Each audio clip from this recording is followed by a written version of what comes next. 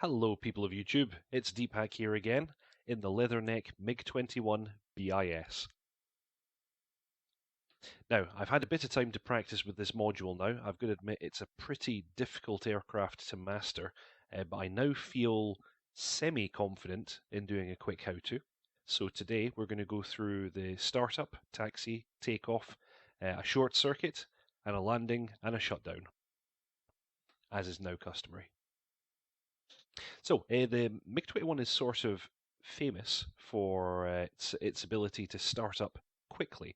Now, it's said that you can get this aircraft ready to run in about 60 to 90 seconds, with engine start only taking around about 45 seconds at most.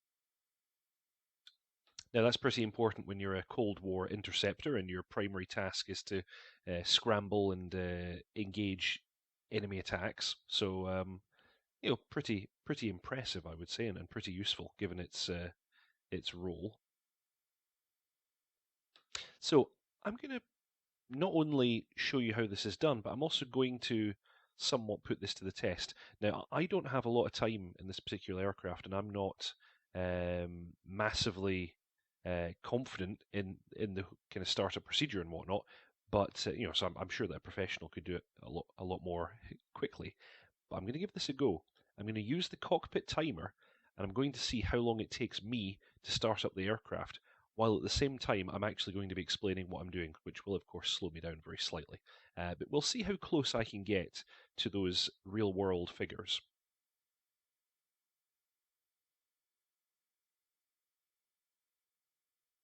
Okay, so here's our mechanical clock. The right-hand lever allows me to start a timer. So I'm going to do that, and then I will launch straight into the startup procedure.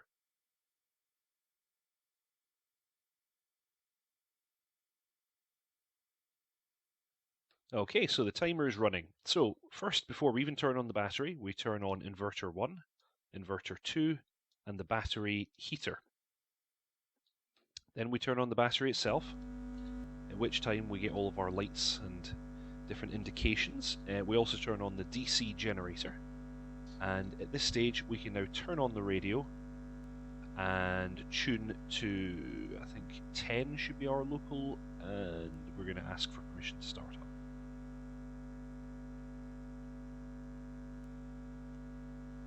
Kudasi, Dodge 1-1, request startup. I guess during a scramble we would already have permission, so this wouldn't be necessary. There we go, we have permission. So, we turn on all 3 fuel pumps. We turn on engine APU and fire extinguishers. We take the throttle out of idle cutoff.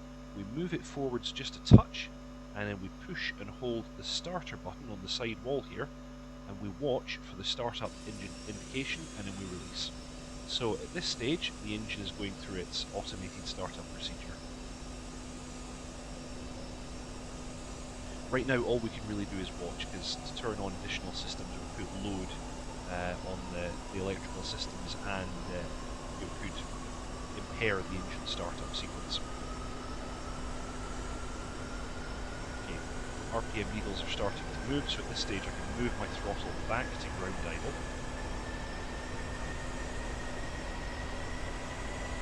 We'll wait for that engine start light to go out and for the RPM needles to stabilise.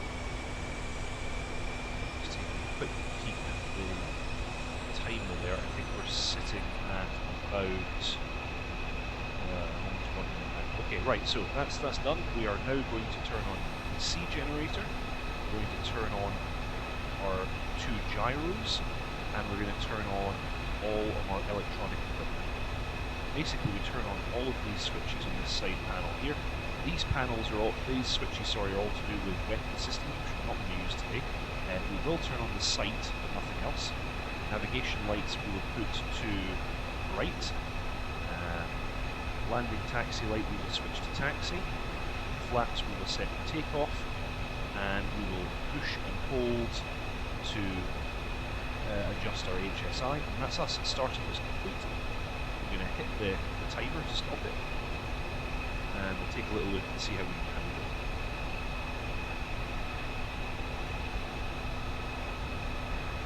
Okay, so In actual fact, we did not do very well. It's 2 minutes and 10 seconds, so 130 seconds. Now, I was led to believe it's possible to do this in more like 90 seconds, and of course I was slowing myself down a little bit by describing all the things I was doing, but anyway, I think that shows that if you were practiced and you weren't yammering on like I was, it is quite possible to get this aircraft starting very quickly.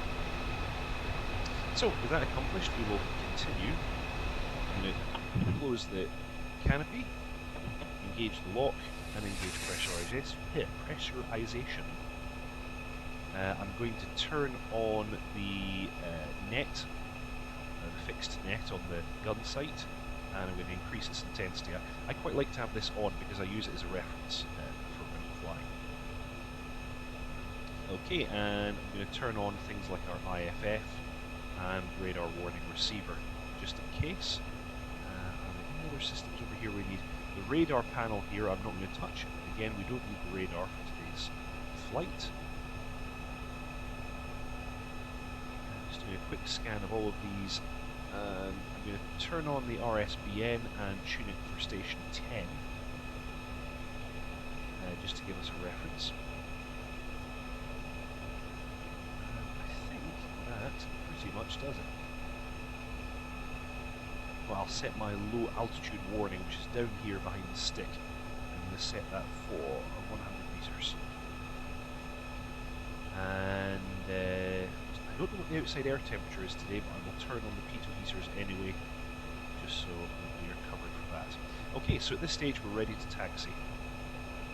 Now, as with many older aircraft, taxiing this thing is a total pain in the buttocks. We do not have nose wheel steering, we only have differential braking, but worse than that, we don't have toe brakes. As you may notice on these pedals down here, there are no toe brakes. The Mig21 has a very unusual system. You fully deflect the rudder pedals in the direction you would like to go, and you pull this little lever on your stick. And as you can hear, that engages and disengages a pneumatic braking system. Now, the aircraft has a set amount of compressed air on board, and it's used for the undercarriage, for the flaps, and for the wheel brakes. So the issue that you have is that if you're not careful, you can use it all up. So, that said, we will continue. I'm going to ask for permission to taxi to the active. Kutasi, Dodge 1-1. Request taxi to runway.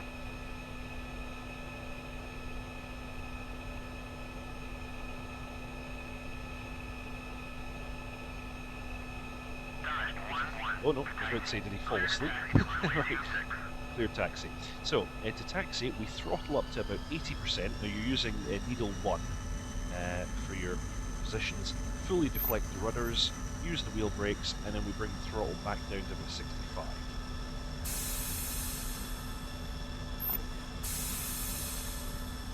Okay. For some reason my angle of attack indicator's gone a bit crazy. It's probably just me bouncing around as I taxi.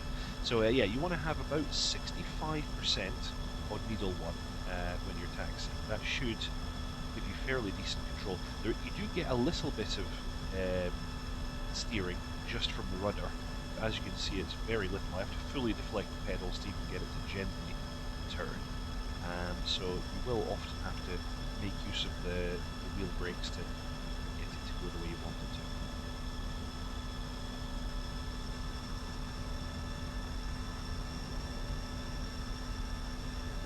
Of course, you've got no rear visibility in this aircraft. I guess they really intended it as an interceptor. So to look backwards, you have to use your periscope. Just like that.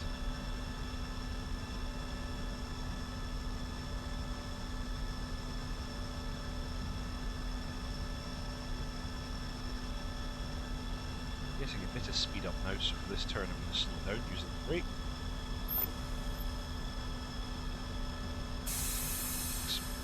There we go, that makes it a bit safer.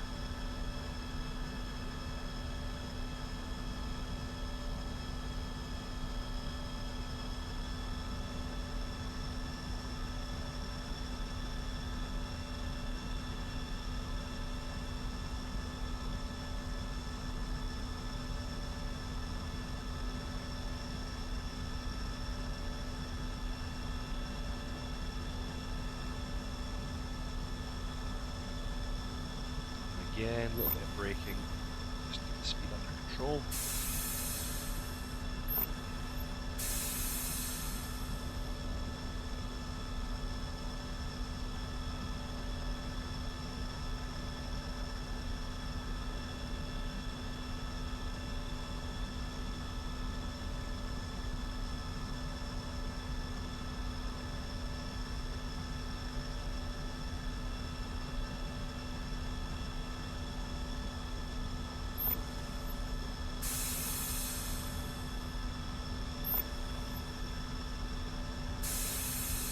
Right hand 90-degree turn here, so I'm slowing down.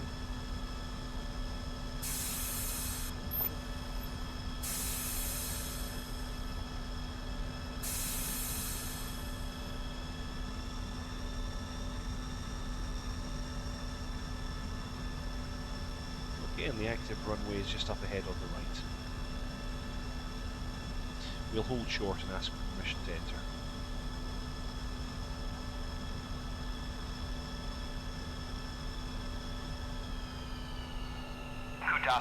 Dodge 1-1, request takeoff.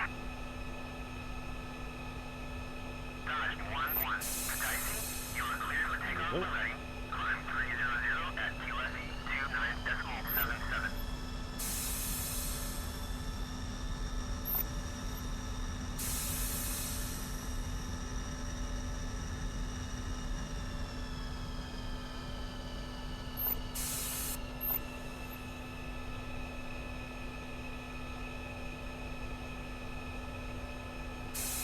And we are lined up. So he said 2977 on the barometric. Ah, right, okay. This, as you can see, this particular altimeter has a completely different set of settings. So I think I'm just going to leave it as it is. I don't really understand how to properly set that. We're going to set takeoff landing lights. We're going to check that we have flaps set. We do. We're going to set our wheel brakes for nose wheel braking as well as the main gear braking. When you're taxiing, you only have main gear braking turned on so that you can do differential braking more effectively and turn the aircraft. For the takeoff roll, if we have to abort, we need this set for nose wheel braking. I'm going to open the gate on the landing gear up handle. That's just so I'm not fiddling with that after takeoff, because normally you'd have to flip this up and then flip the lever up to raise the gear. I'm going to save myself that hassle just now, and that is me ready for takeoff. Okay, we're going to go full power and afterburners in the MiG-21. It's such a long takeoff roll that you really want to minimise it. We're carrying wing fuel tanks today, so our rotate speed is going to be about 300 kilometers an hour. Okay, holding brakes, full throttle, wait for the afterburner to kick in, and release.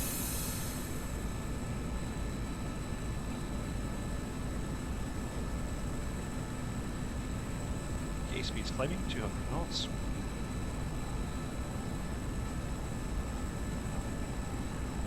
Knots and rotate.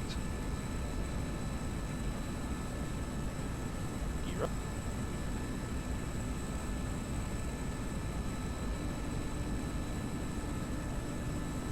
Up. Okay, passing 200 meters, we're going to go flaps up as well.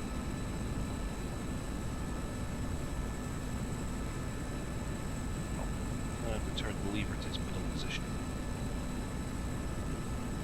Okay, so we're now showing gear unlocked and flaps up. I'm going to turn off the takeoff lights.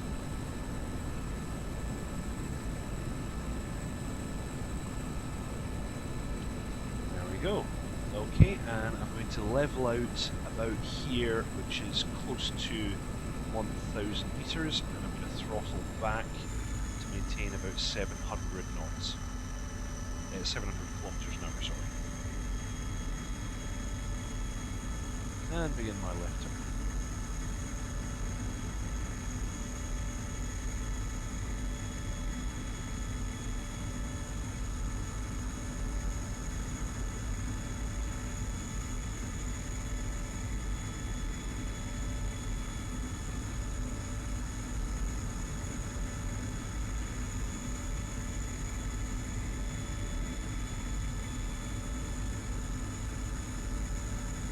very nice aircraft to fly this. Not so nice to try and dogfight in it. It really is an interceptor. You really want to approach your enemy at high speed, fire your missiles at distance, zoom past them if you haven't taken them out, and then you come back for another pass once you've got some distance. It's not a dogfighter for sure.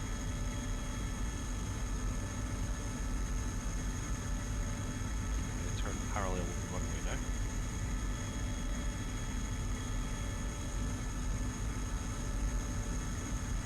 Should just do it.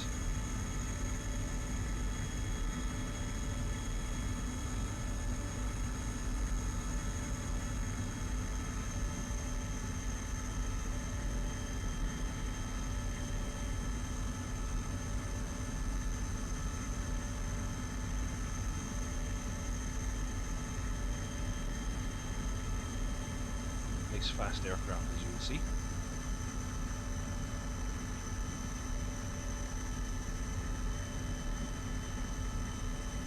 Now I'm going to give myself some distance before I turn on to final because, well, I'm still not very good at landing this thing, so the more space I give myself, the better.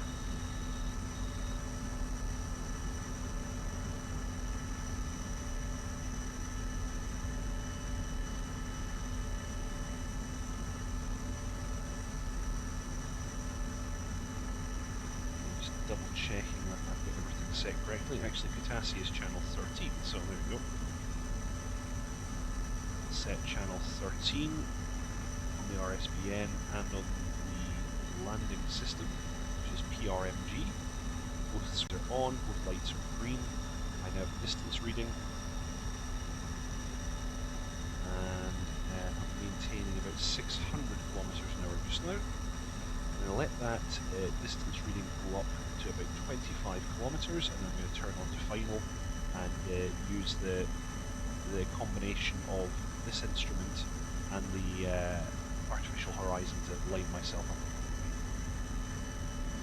The Russian PRMG system operates much like the Western ILS, and so it gives you a localizer, which is shown just up here on the top of the instrument, and a glide slope, which is shown on the left hand side. That should make my life a lot easier when I'm trying to line up the aircraft for landing. I'm just coming up on 25 kilometers now, so I'm going to begin my left turn.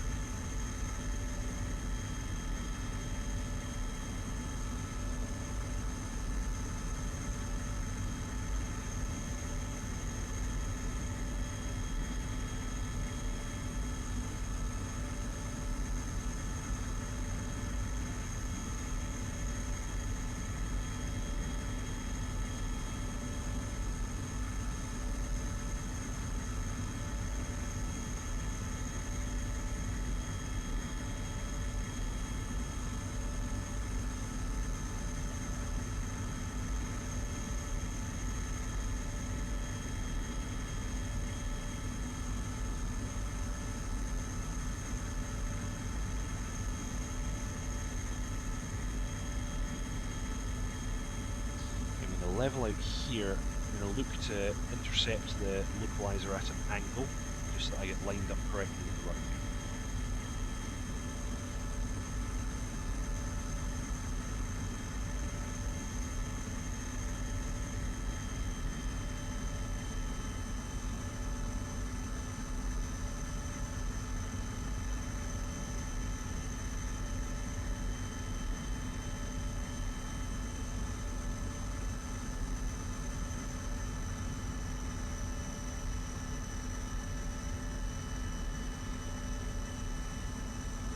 Just now I've got the two red flags showing me that I don't actually have a signal yet.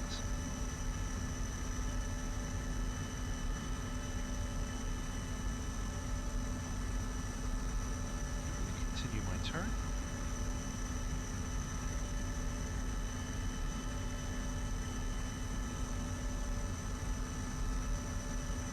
There we go, I pick up a signal, needles are now moving.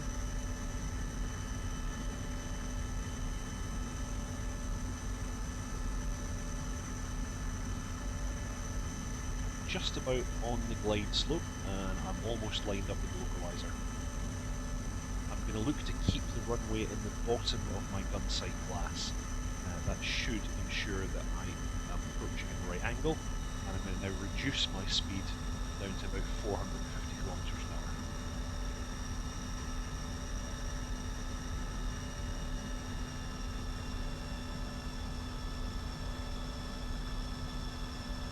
And now I'm going to go gear down.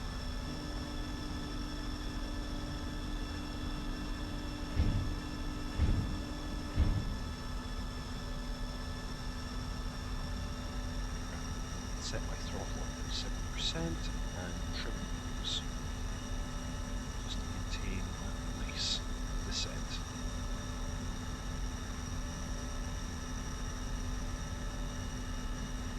Okay, I'm going to go first flaps position now. Let the speed bleed off to around about 400 kilometers an hour. Retrim the aircraft and continue. Make sure I'm continuing on the glide slope. It says I'm going just a touch low, so I'm going to try and reduce my descent rate, and at this stage I need to increase the throttle just to maintain my speed. I really want to be maintaining around about 400 kilometers an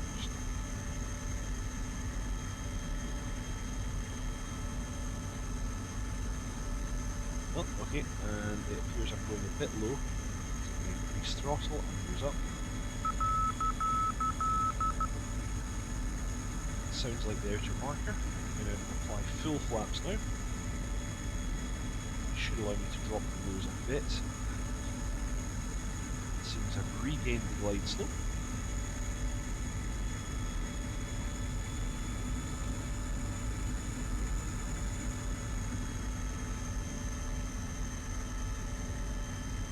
Floated up a little bit, but still not too bad.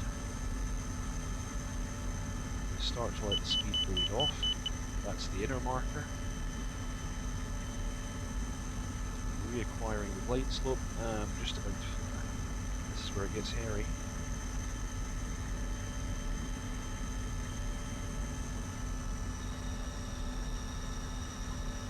And I floated it right up again. Oh no.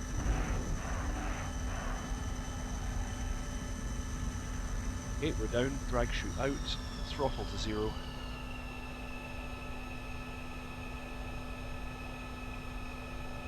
And on with wheel brakes.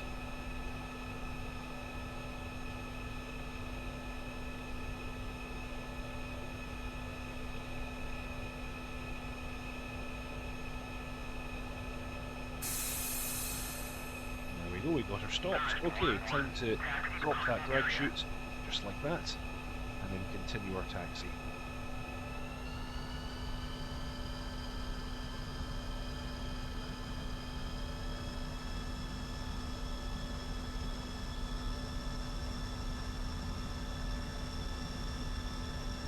Right turn off the way.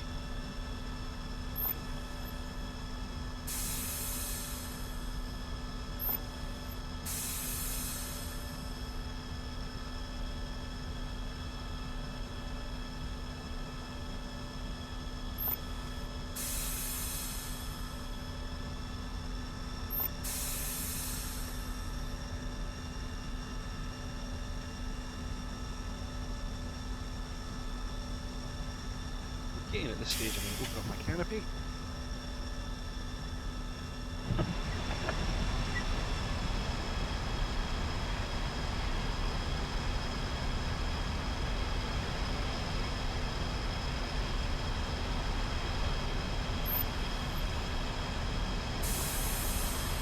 can see on braking I'm getting a bit of a turn to the left. That's because I did actually land too hard. I have damaged the undercarriage, so my landings are still not very good in this aircraft. It's at least I'm not destroying it anymore. Obviously a bit more practice required.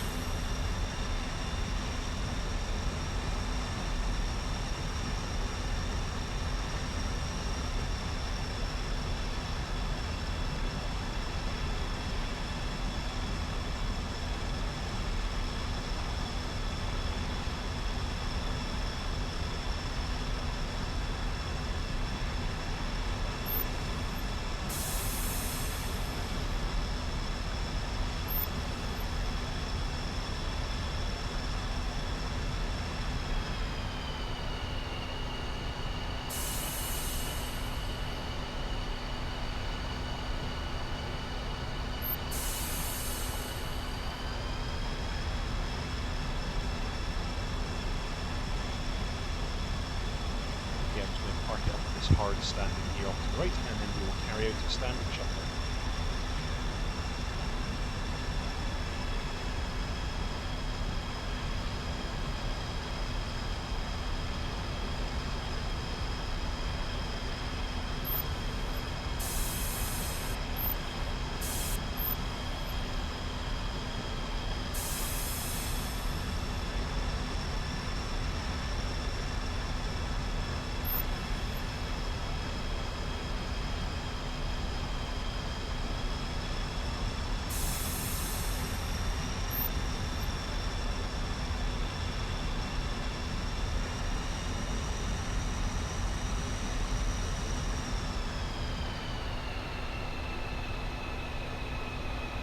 Okay, I think that will do the trick. So, let's start disengaging equipment we no longer need. Turn off the sight. All of our radio equipment. And other radio lamps.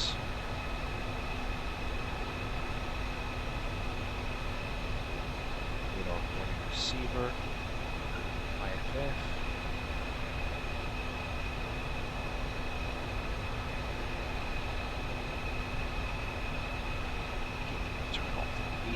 And fire system switches, turn on heater heaters.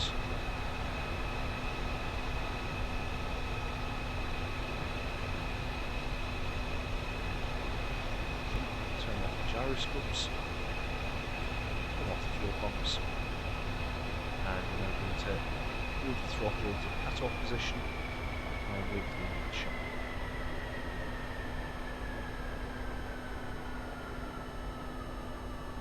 Oil warning light comes on, and there we go. That's the AC generator cut out. So we can now turn off AC generator, turn off DC generator, turn off the battery, and we're now going to turn off the inverters and the battery heater, and that does it. That's a full shutdown of the aircraft. Now let's inspect this damage. Not the worst I've done. You can see quite clearly that I've bent the right main.